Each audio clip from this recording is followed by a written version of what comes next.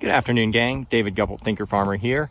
It is September 14th, 2024, and we have started fall grazing this week here at Archwood Farms. We've got our herd of 200 stocker heads. We're going to be sorting off. I'm holding the camera up, hopefully a little higher so you can see. We're going to be sorting off probably 20 or 30 finishers, and we're pretty sure we've got some 8 weights, maybe even some 9 weights in here. And we've not had lots and lots of rain since Hurricane Debbie. We had about 1.5 inches, 1.75 inches. That was about 2 weeks ago. And next week we're forecasted to get some more rain. But this paddock, this is the weedy field. We were here in May. So it's been rested right at 120 days. And the top part of it, well, let me be clear. It's a 26 acre field. The top quarter or third, way up high there, has probably only been rested 40, 50 days. The bottom has been rested 120 days. We're not grazing the top. I've got a wire at the top splitting it. And then since I wasn't trample grazing in this case, I wasn't trying to get leaf litter put down. It wasn't as tall. You can kind of see over the wire what they've grazed. There's a little bit of taller stuff, but most of it was trampled. Most of the really tall stuff was trampled in the late spring. And got a lot of really, really good fescue coming in. There was a little bit of Johnson grass in this paddock up around the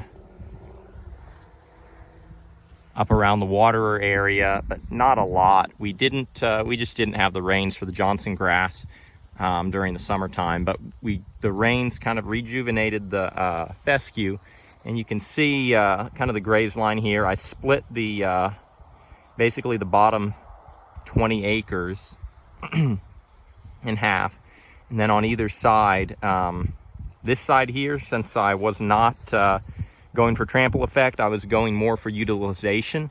I split the rectangle in half and basically made 2 squares.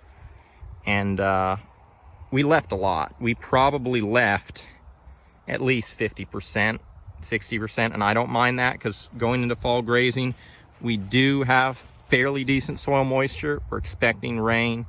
I've got a lot of grass. I've got a couple weeks or more of really good looking forage ahead of them. And the paddocks that I've been grazing for the past month since Debbie, I've been leaving a lot. So they're coming back pretty quickly. Several of them have already greened up, even though it's been a little dry. So summer grazing, we didn't know when the drought would break. And so we were rationing, we were leaving residual, but we were taking more than half. Now, we're mid-September. Temperatures are cooling off. We've had some rain, not tons of rain, but we're expecting a little more. You're always going to be conservative, but I'm willing to leave a little more and move them faster. And the result of it is I'm going to get better animal performance. I'm going to go in this herd. We're going to look at some of these animals. And keep in mind, we're breeding up the South Pole genetics. We think some of our Angus genetics are not the best. These black Angus, especially in the heat, they're not the best for the heat. So we've got some red Angus and South Pole bulls that we're using. But most of these animals, we've been grazing higher now for about the past month as opposed to what we were doing in July. And, I just turned them in, but nobody's bawling. Most of these animals, they haven't even been eating 15, 20 minutes.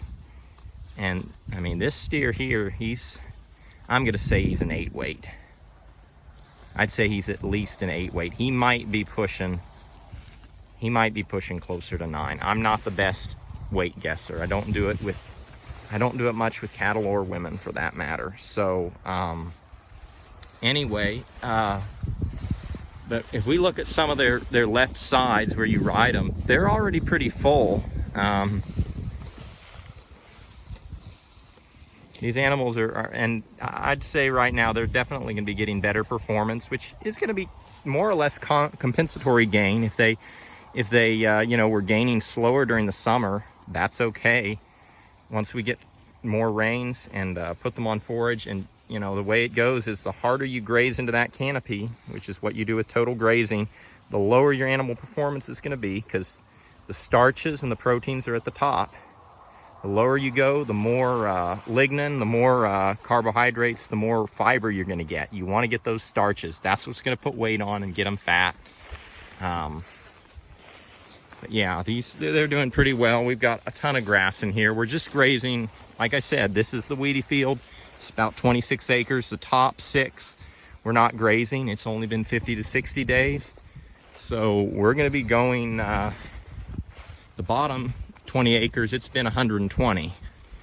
So 4 paddocks. On this side, it's a couple rectangles just because of where the water and the shade is, and where the electric fence is at for ease of hookup. So let me say that again so I don't confuse people. The first 2 days in this paddock, we did a couple squares. These next 2 days, because their shade is over in that corner, and because of where my hot wire source powers are, I made I'm not going to walk all the way over the hill, but there was an electric fence running parallel with that tree line about 125 yards out into the field. It came up, and then it crossed over to my middle fence, which is back by the waterer. So I kind of had an L-shaped paddock, and that's how it got hot. And then this center of the field was, this is the last paddock they're grazing in here. 5 acres a day, and I'm leaving 50+%, maybe closer to 60%. They're gonna, you know, maybe they're eating 50. They're not eating 50. They'd be eating 25-30%, trampling 20%, leaving 50%. And I don't mind topping it. Better animal performance. I'm leaving plenty. We've got some soil moisture. We've got cooler temperatures. We can expect to get some more rain in the next month. So it's going to get to regrow. If you're always grazing hard, animal performance is going to suffer. Anyway, I'm going to get on with the day, gang. I apologize if this video gets posted late. I've had some life happenings and other things going on personally and with family, and that's just part of life. And with that, gang, blessings for the journey, and keep it real.